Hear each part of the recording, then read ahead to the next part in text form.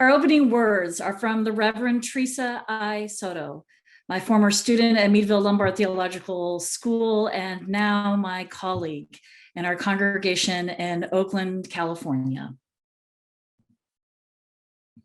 It's from her wonderful meditation book, From Spilling the Light, Bring Your Broken Hallelujah Here.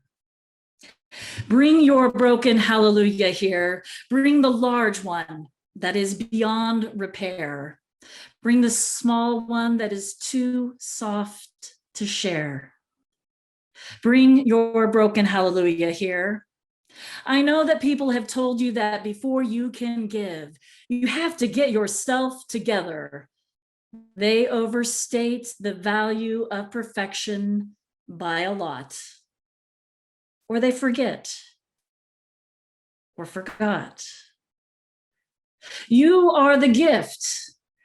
We all bring some broken things, songs and dreams and long lost hopes. But here, together, we reach within. As a community, we begin again, and from the pieces, we will build something new. There is work that only you can do. We wait for you.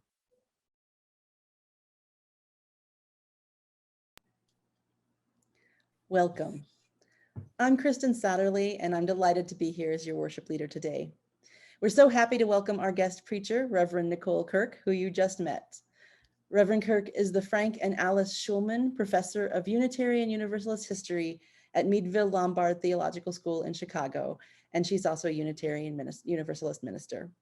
She served congregations in Ohio and New Jersey before pursuing her doctoral studies in American religious history.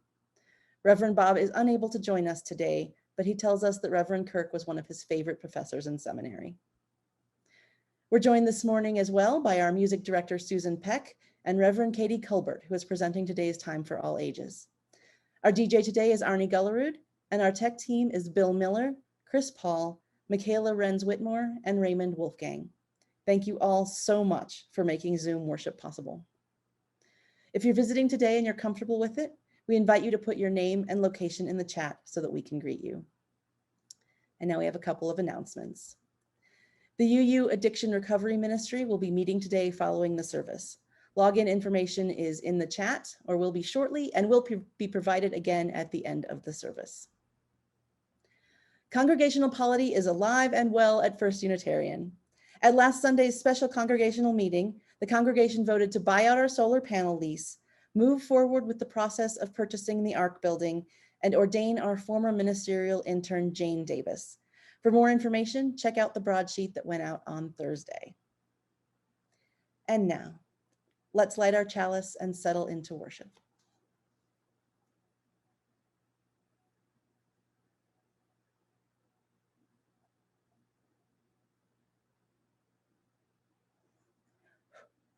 We kindle this chalice, the lamp of our heritage, to light our path. May it illuminate the road behind as well as the path ahead, so we may find our way. Come, let us worship together. Good morning. I'm here from Scottsbluff, Nebraska, where I am visiting my parents and family members. And I am just here to introduce our choir's first piece of music today. The third week of May is typically our choir Sunday, and this year's no different. We've been making virtual choir videos for the past several weeks, and we'd like to share 3 of them with you today. Our first one is our own Broken Hallelujah, with its connection and not perfection. That's been our mantra all year. So please welcome the First Unitarian Chalice Choir, virtual Chalice Choir.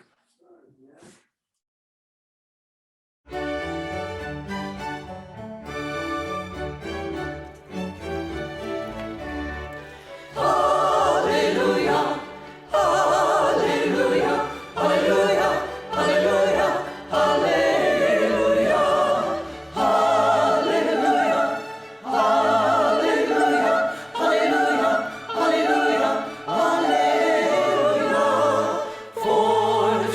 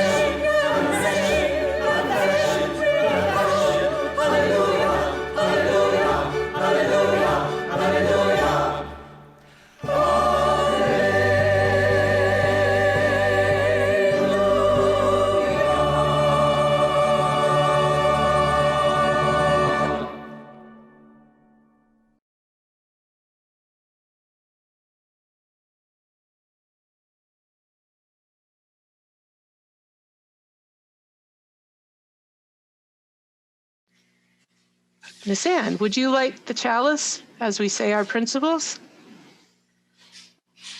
Each person is important. Kind and fair in all you do. We're free to learn together. We search for what is true. All people need a voice. Build a fair and peaceful world. We take care of our planet. We work together for diversity and against racism and oppression. Thank you, everybody.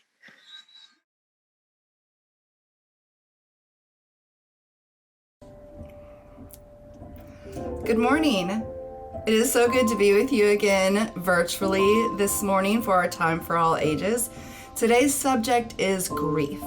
Now, grief is a feeling. It's what we feel when oftentimes we associate it with losing someone we love. Whether, they die, they pass away, or perhaps you had a friendship that you were very close to that person and you're no longer friends. You can grieve the loss of that friend. You can grieve the loss of a pet, the loss of a job, anything that you really loved that was important to you in your life that is no longer a part of your life, you can feel grief over. And we will all feel grief in our lives, for sure. So I also want to share with you a little bit about what's going on with me. I am in grief. I am deeply mourning because I lost my mama just a few weeks ago. My mom died, and I was very close with her. She was the most special person to me in my life. Here's a picture of her. This is a Polaroid. Y'all are young, you probably don't know what that is, but this is when I was a teenager. That's my mama. So I wasn't prepared. You can never be prepared for losing someone that you love. And so today we're going to be talking about grief. It's called Grief is Like a Snowflake. I'm in Florida from Louisiana. Not a lot of snowflakes, but I went to school with Reverend Bob And your minister today, who is preaching, Reverend Dr. Nicole Kirk, was my history teacher at the same school in Chicago. So while in Chicago, I definitely saw plenty of snowflakes, my fair share. But when I saw this book, I knew that this explained grief perfectly and kind of what I've been going through the past few weeks. Oh, I want y'all to pay attention. When you see the red cardinals come on the screen, that means we're shifting from one scene to a different scene. So there's two scenes, two different locations taking place in this book. So when you see the red cardinals, you know you're shifting from a couple of characters to a couple of different characters. So pay attention and look for those red cardinals. Deep in the emerald forest grew a beautiful little pine tree. He was very, very sad. He was so sad that he cried sap tears every single day. He cried so much that he was almost out of sap tears. A few weeks ago, his father was taken. "Why my dad?" the little pine tree asked his mom. "Why was my dad the one?" "I don't know why," said his mom. "It just happened." "But where did he go?" "We won't find that out until it's our time to go," said his mom. "Will he ever come back?" "His trunk and branches and pine needles are gone now, and they will never come back. But his roots are still hugging yours, and his memory will live inside your heart forever." "But if he's not coming back, who will protect me from the cold winter wind?" "Well, I will," said his mom, and "I will," said his uncle, and "we all will," said the emerald forest. "When it's summertime, who will shade me from the sun when it's too hot for my needles?" "I will," said the mama. "And I will," said the uncle tree. "We all will," said the emerald forest. "I just can't believe he's gone. I feel like somebody has cut off all of my branches, and now I'm just an empty stick stuck in the ground." And his mother said, "I know how you feel, sweetheart. I feel like a lightning bolt has split me in half." "But where will the cardinal family build their nest?" "I'm sure they'll find the right place," said his mother. "My dad's top branch was the right place. There will never be a better place for their nest than his branch." Now he was gone, and now the cardinal family is leaving too.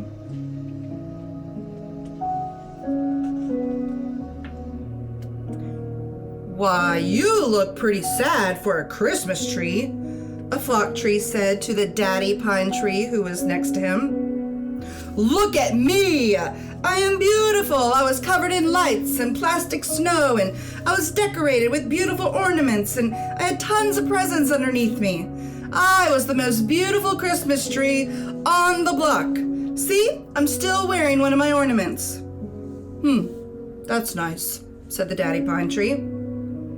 "I can see that they didn't give you any plastic snow, but did you have beautiful lights?"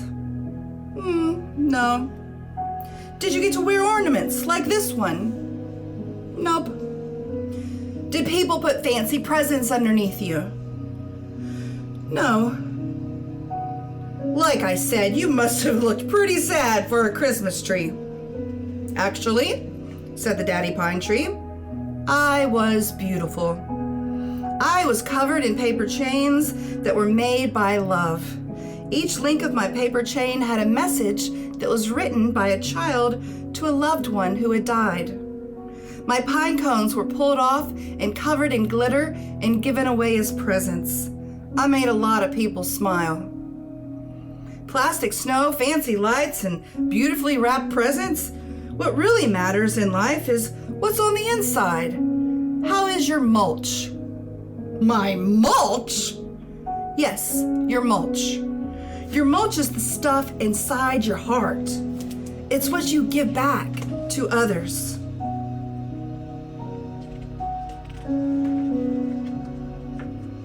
"Well, maybe if I'm really good and I do everything I'm told, my daddy will come back." "I wish he would come back, little tree, but no matter how good you are, that is not going to happen." "But it's not fair. Why me? Why us? Why our family? You're right. It isn't fair. It isn't fair at all. But we can't change what happened. I wish I had all the answers to your questions, little one, but I don't. What I do know is that I love you with all of my heart, and we will work together to get through this. Are you going to be taken away from me too? I can't promise I won't be taken away, but I will do my very, very best to take care of us and keep our family safe and healthy. Well, how come you don't cry? Don't you feel bad? Don't you miss him too? Oh, son, I do cry. I cry every single day. I cry on the inside. Grief is like a snowflake. Each snowflake is different, and everyone shows grief differently. Just like snow, sometimes grief comes one flake at a time, and other times it's like a blizzard. It melts away, but it always comes back. You cry sap tears on the outside. I cry sap tears on the inside. Your uncle is so sad that he stopped drinking the rainwater, and now all his needles are starting to fall off. The whole emerald forest makes a sad noise when the wind blows. Everyone misses your daddy. What you need to know is that it's okay to be sad. It's okay if you feel mad. It's okay no matter what you feel.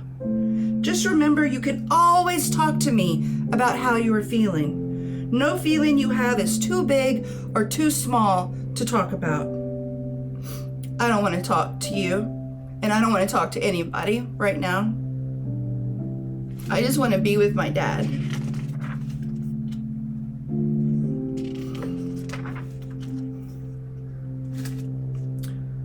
What really matters in life is not what you get, it's what you give back, the daddy pine tree said to the flocked tree. You were given plastic snow, fancy lights, and beautiful presents, but all of those things have to be stripped away from you before you can enter the great equalizer. The great equalizer only cares about what your insides are made out of. That's what you give back. Have you ever offered your branch to a real cardinal family so they could build their nest? No. Believe me, the soft feathers of a real bird feel much better against your needles than this hard plastic thing does. Have you ever offered warmth from the cold winter wind or shade from the hot summer sun to a younger tree? No. Have you ever given your pine needles away as presents? No. Believe me, there is no better feeling in the world than giving of yourself and being there for someone who really needs you.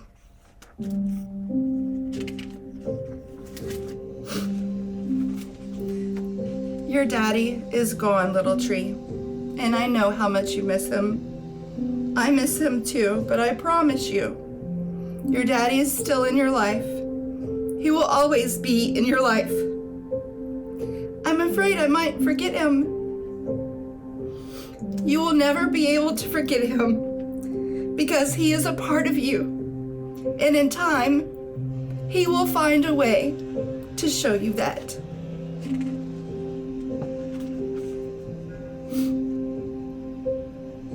Blessed be.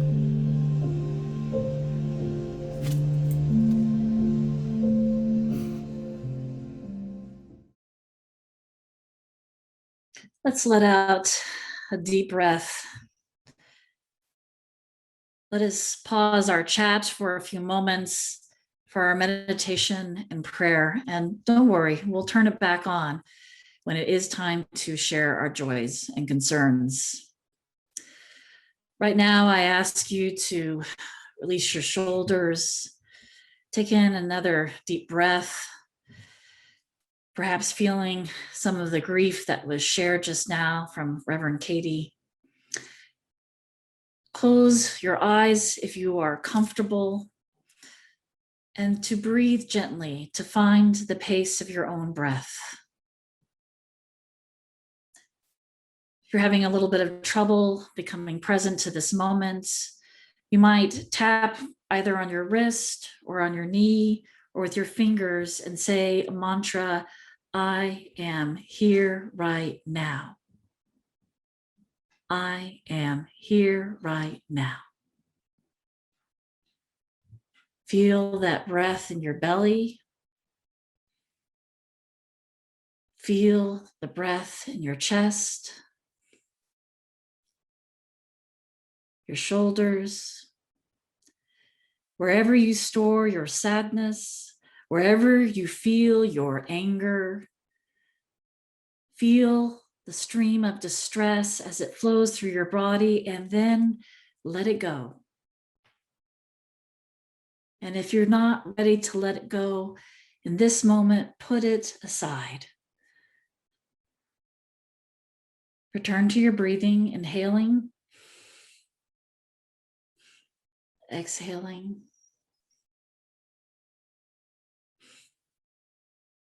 Oxygen traveling to the tips of your fingers and your toes, letting your attention rest in this moment. And with that next breath out, let it all go.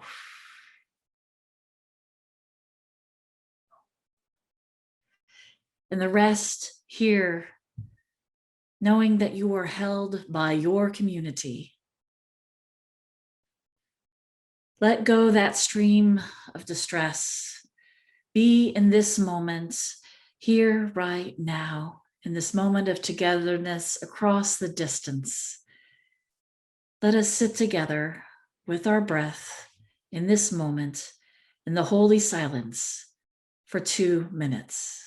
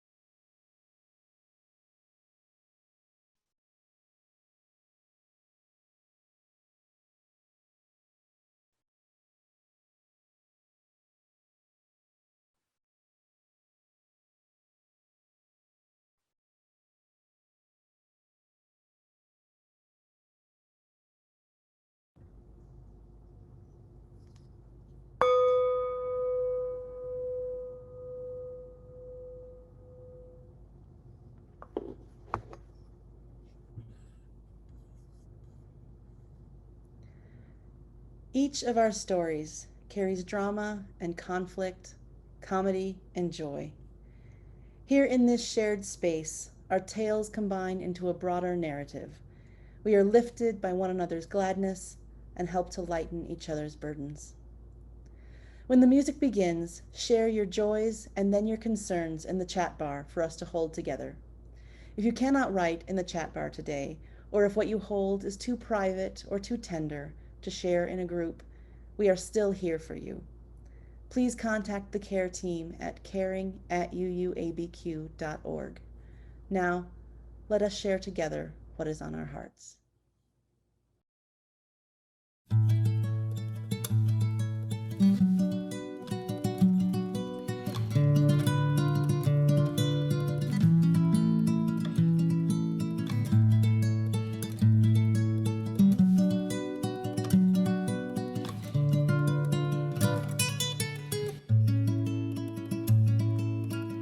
Abre las hojas del viento, mi vida. Ponle una montura al río. Cabalga y si te da frío, te arropas con la piel de las estrellas. Y almohada la luna llena, mi vida. Y de sueño el amor mío. Y una amapola me lo dijo ayer, que te voy a ver, que te voy a ver. Y un arco iris me pintó la piel para amanecer contigo.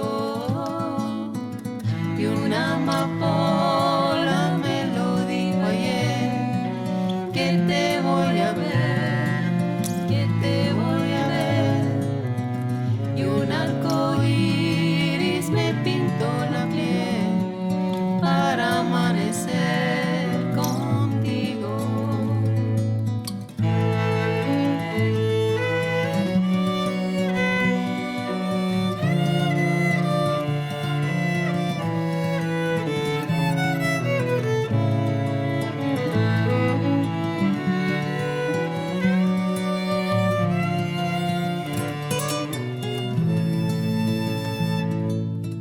Cierra la noche y el día, mi vida, para que todo sea nuestro.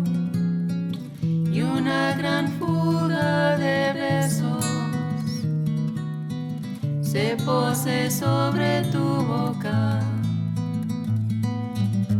Y que al final de las rosas, mi vida, te diga cuánto te quiero. Y una amapola me lo dijo ayer, que te voy a ver, que te voy a ver.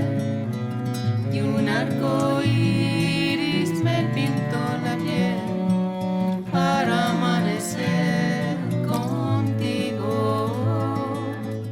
Y una amapola me lo dijo ayer, que te voy a ver, que te voy a ver. Y un arco iris me pintó la piel para amanecer contigo.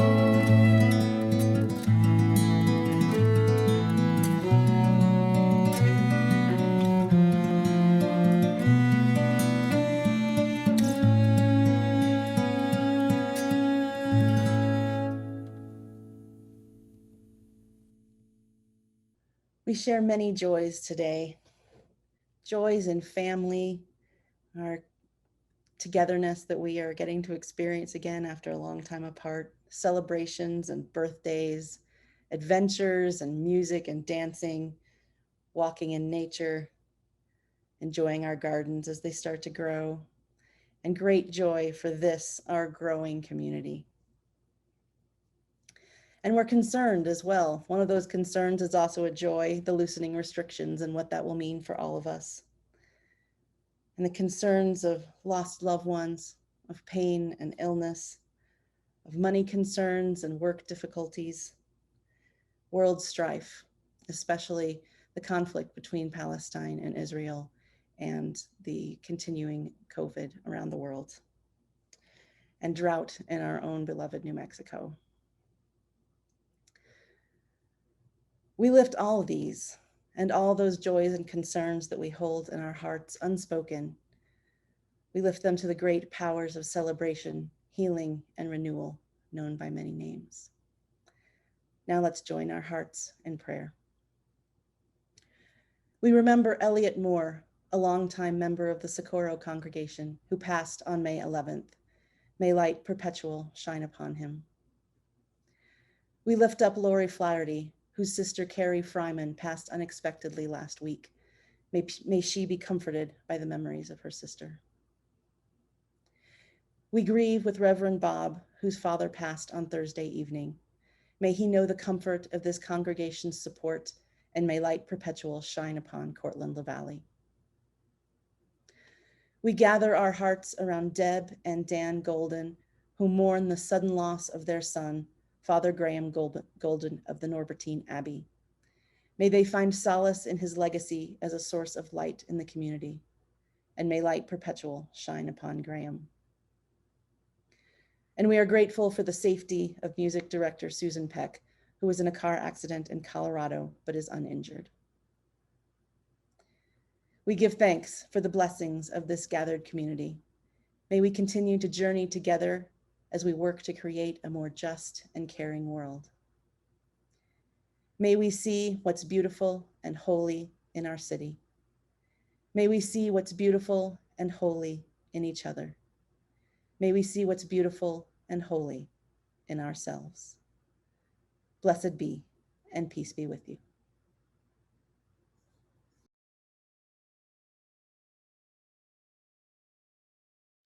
In these hard times, there will always be singing, always be singing in these hard times. In these hard times, there will always be singing, always be singing in these hard times. In these hard times, there will always be singing, always be singing in these hard times. In these hard times, there will always be singing, always be singing in these hard times.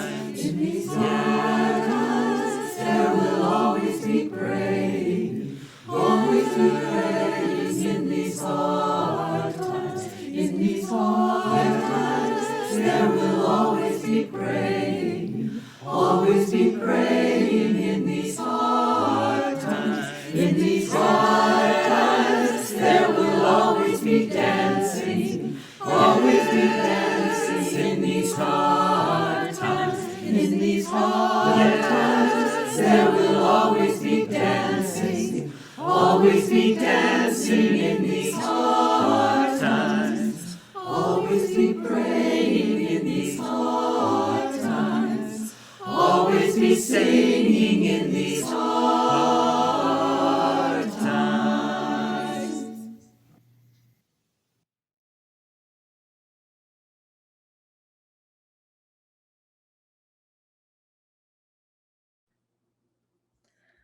Our reading this morning is from Toni Morrison's powerful 1987 novel, Beloved. When warm weather came, baby Suggs, holy, followed by every Black man, woman, and child who could make it through, took her great heart to the clearing, a wide open place cut deep in the woods, nobody knew for what, at the end of the path known only to deer and whoever cleared the land in the first place. In the heat of every Saturday afternoon, she sat in the clearing while the people waited among the trees. After situating herself on a huge flat-sided rock, baby Suggs bowed her head and prayed silently. The company watched her from the trees. They knew she was ready when she put her stick down. Then she shouted, "Let the children come," and they ran from the trees toward her. "Let your mothers hear you laugh," she told them, and the woods rang. The adults looked on and could not help smiling. Then, "Let the grown men come," she shouted. They stepped out one by one from among the ringing trees. "Let your wives and your children see you dance," she told them, and ground life shuddered under their feet. Finally, she called the women to her. "Cry," she told them, "for the living and the dead. Just cry." And without covering their eyes, the women let loose. It started that way, laughing children, dancing men, crying women. And then it got mixed up. Women stopped crying and danced. Men sat down and cried. Children danced, women laughed, children cried until, exhausted and riven, all and each lay about the clearing, damp and gasping for breath. In the silence that followed, baby Suggs, holy, offered up to them her great big heart. She did not tell them to clean up their lives or go and sin no more. She did not tell them they were the blessed of the earth, its inheriting meek or its glory-bound pure. She told them that the only grace they could have was the grace they could imagine, that if they could not see it, they would not have it.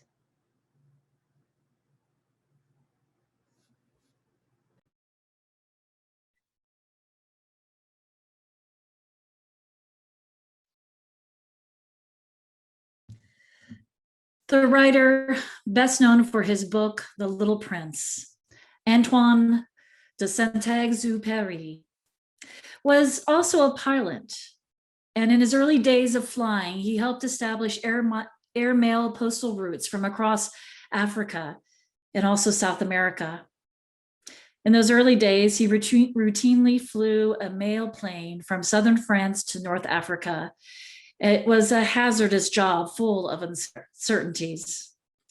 Selena Hastings, in an article in the New Yorker, describes the dangerous conditions. The plane, the Breguet 14, was the most reliable aircraft of the time.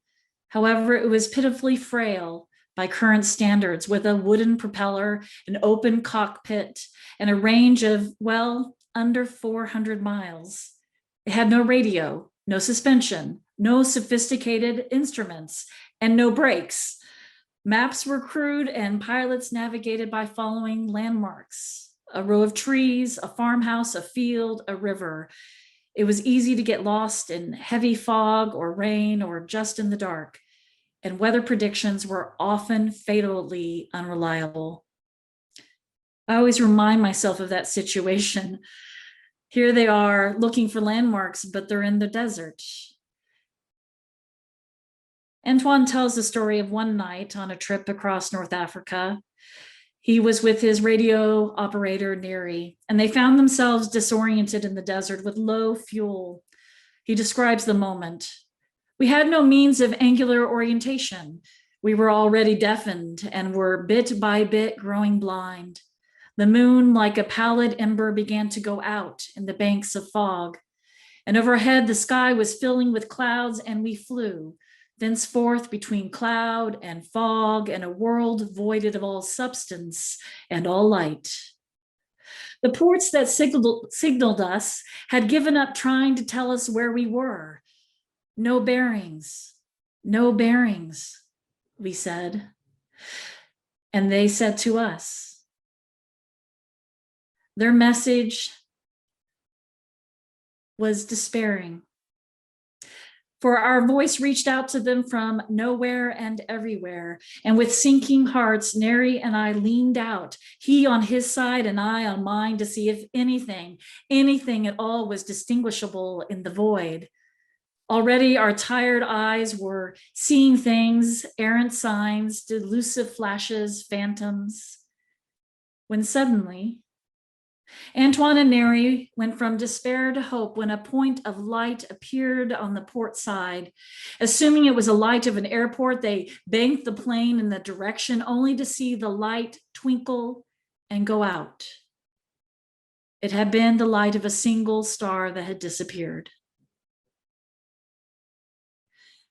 In these times of despair or uncertainty, of grief and loss, a new recognition of what has unfolded over this long pandemic year, I often return to stories that have helped me in the past to help me find my way. I've been feeling lost a lot lately.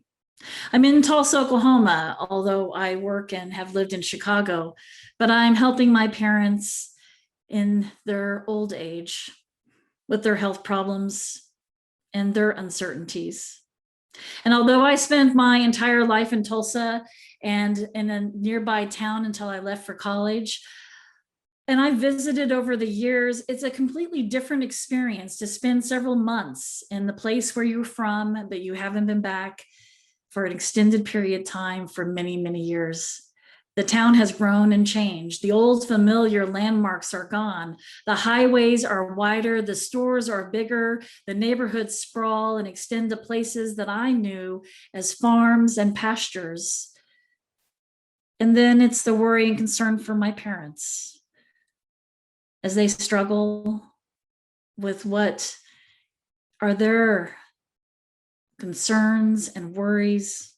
It's all disorienting, even in a planned city, even in a place where I know my way around or I used to, even when I've had all these conversations with my parents before, but to be here has been a perplexing time. I'm beginning to realize that I am not alone. I'm talking to lots of friends right now, and after this long pandemic year, I find that many of us are beginning to emerge from our disciplined routines that held us together, sometimes with duct tape, sometimes with just the pressure of our voices of our loved ones. Many of us beginning to emerge and find that in this time of new potential, of vaccines, of hope, that it hasn't all easily fallen back into place because there's still a lot of uncertainty. And again, recognizing what has been lost. We are starting to experiment when we wear our masks and wear or not at all. We are venturing to places we have not seen in person for over a year. We are greeting old friends, often with a pause. Is it okay to hug each other? Do I feel comfortable? Does my friend feel comfortable?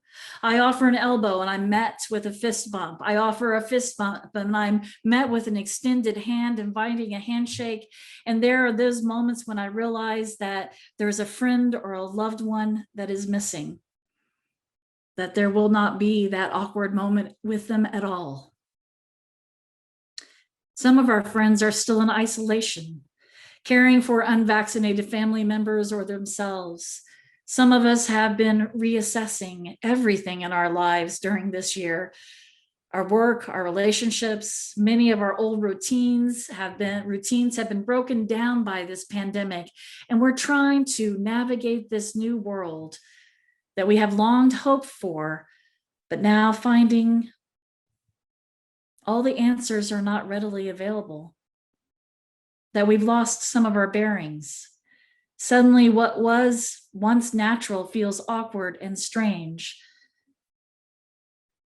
Antoine and his navigator Neri had nearly given up that night that they were flying, lost over the desert, the Sahara, in Africa. Antoine began to calculate where to land, possibly hoping that they wouldn't stray over the ocean. It was in that moment of despair and reckoning of what was about to take place when unexpectedly the airport in Cenarius contacted them. It was their destination, and they now knew where they were going, they thought, but realized that even though they had the direction and they were able to start orienting again, that they may not have enough fuel to make it. In the night, as they shared their concerns, bit by bit, other airports came to life that night, radioing to the lost plane, giving their support, their comfort, their presence, when abruptly a voice rose above the others from Toulouse, France, their home base, thousands of miles away. And it broke through with a short message to the pilots without any introduction. And it said, "Reserve tanks bigger than standard.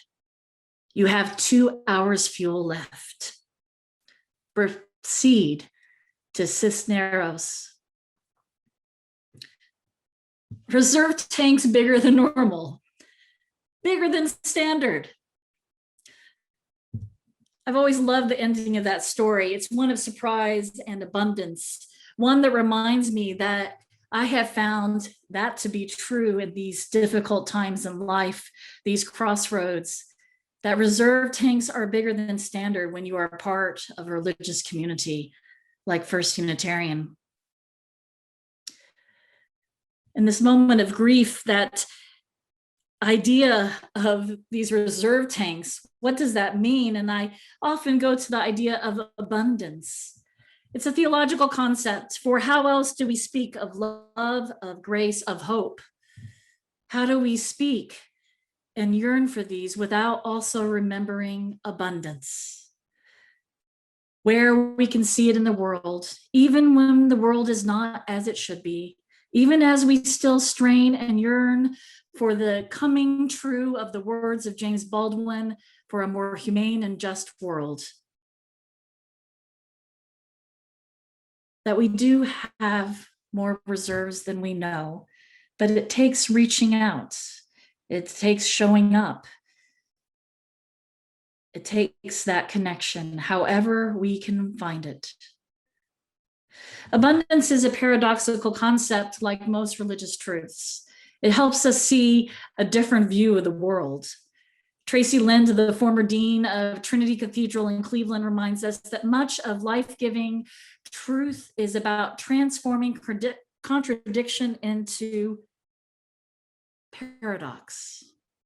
Like water into wine, brokenness into wholeness, scarcity into abundance, the last into the first, and death into life.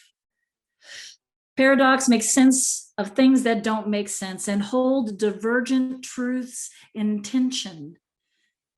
Turning contradiction into paradise is choosing both and rather than either or, seeing shades of gray instead of sharp contrasts.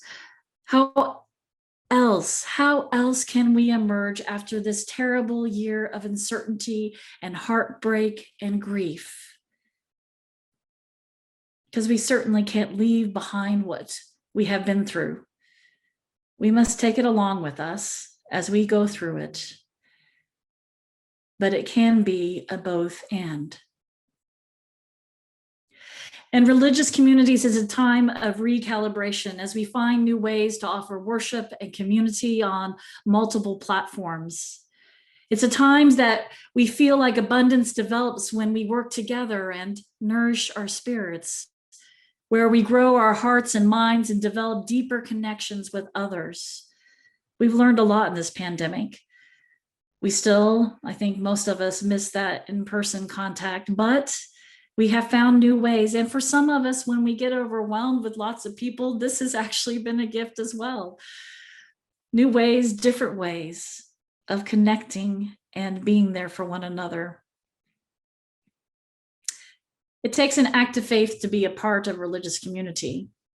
Nothing is a sure thing. I think this year has taught many of us that lesson once again. What we do now is very important. It is taking that act of faith to plant the seeds for the future, just as you did with your vote to buy the building next door, just as you have made these decisions as a community that is pointing towards abundance, even as you hold in your hearts and carry with you that grief. Some people say faith is believing a certain set of beliefs. Some say faith is believing what you cannot see or know for certain from experience. Yet one might point out that a human being is full of uncertainty. Faith has nothing to do with belief at all. Perhaps faith is an attitude, a way of being in the world, and is rooted in the ideas of possibilities and abundance. Is developing a place of trust where you can lay down what is on your heart and your tears and your grief and your laughter and your joy. All of this has already been in the service today. A dear colleague of mine, Burton Carley, describes faith as a deep trust in things that cannot be proved. Hope, gratitude, love, abundance. Toni Morrison's 1987 novel, Beloved, gives us a profound lesson of faith. And it's another story that I pull out. In fact, I was just reminded about it. I used to go to it all the time, many, many years ago when the novel first came out. And my colleague, the Reverend Tandy Rogers, reminded me recently of this exact passage that I used to cherish, but I had put it aside and forgotten.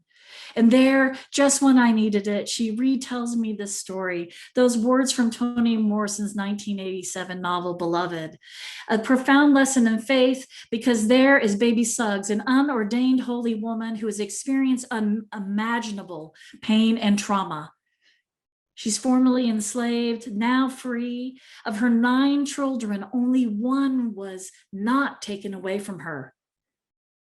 And here she is in the woods, the unchurched preacher, seen as the healer of physical and spiritual wounds. And it is that moment, that vivid scene, when baby Suggs reminds us that the grace her people could have was the grace that they could imagine. In other words, if we keep our ideas of abundance down to a narrow level, our imagination of healing or reconnection, if we keep those ideas small, that grace for new beginnings, if we don't even imagine it at all, we are at risk of not having it, not being able to see it, to feel it, to touch it, to make it come into being. It's for us to imagine that there is a way, even when our bearings are lost, a way when there is no hope, when it feels all is lost, or there's been too many changes, or we don't even know what the fall may hold with this awful virus. When we keep our imagination small, we overlook what is all around us, the love, the hope, the gifts. When we exclusively focus on what we don't have, what we don't want, what we lack, what we would change, what we're frustrated with, while these things can be important, they can easily send us into a negative spiral that breaks down the bonds of community and our sense of hope and joy and the possibility for wholeness.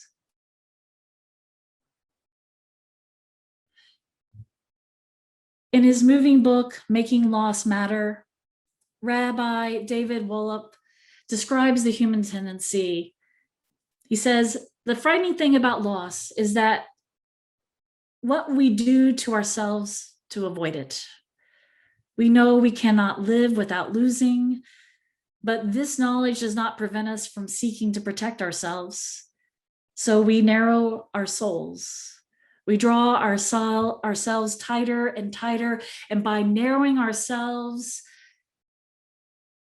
we end up even more hurt than we were if we were open or free. For each time we protect ourselves, we make more and more frequent the things that could hurt us. And we draw the circle smaller. We increase all the space outside the circle, the space of things that cause us pain, and push them away. Love requires openness. Community requires abundance and hope.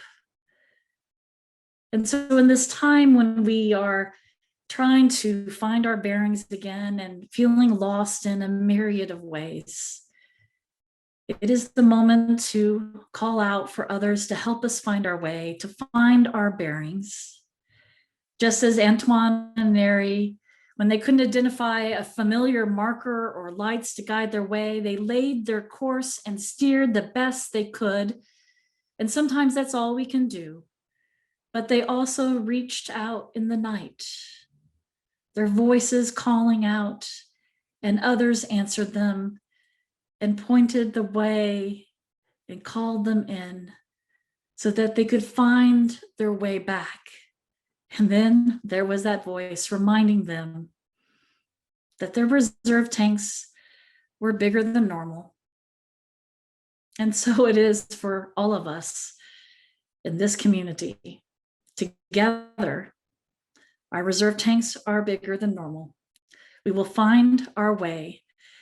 Let us imagine those ways that we can connect more in this beloved community and make the world a better place. Blessed be, and amen.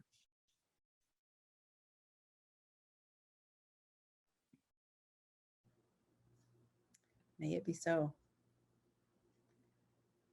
Through the months of March, April, and May, our Change for the Future recipient is the American Civil Liberties Union of New Mexico.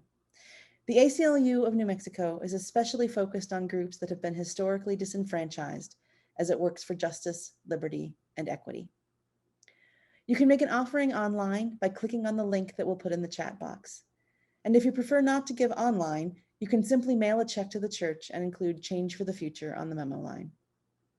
Let us now exercise the enduring power of generosity.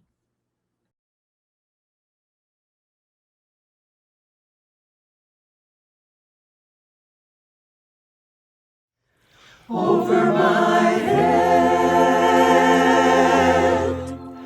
I hear music in the air. Over my head, I hear music in the air.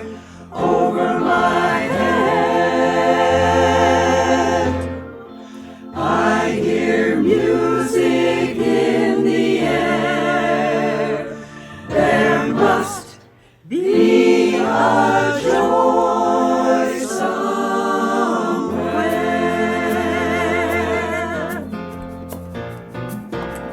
Over my head, I hear music in the air. Over my head, I hear music in the air. Over my head, I hear music in the air. There must be a joy somewhere.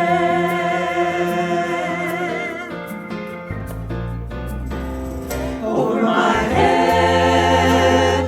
I hear singing everywhere. Over my head, I hear singing everywhere. Over my head, I hear singing everywhere. There must be a joy somewhere. Over my head, I hear music in the air. Over my head, I hear singing everywhere. Over my head, I hear music in the air. There must be a joy. There must be a joy. There must be a joy somewhere.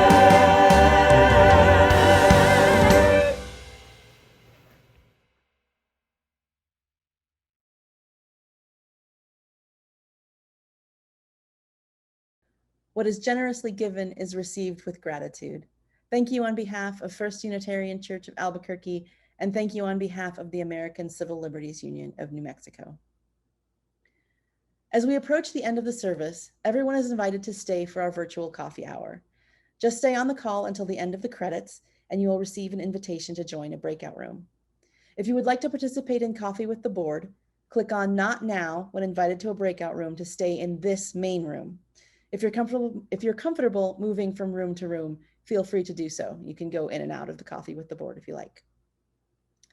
While you're in the breakout rooms or having conversations with friends or with yourself today, here's a question for you to consider. How do you find your bearings?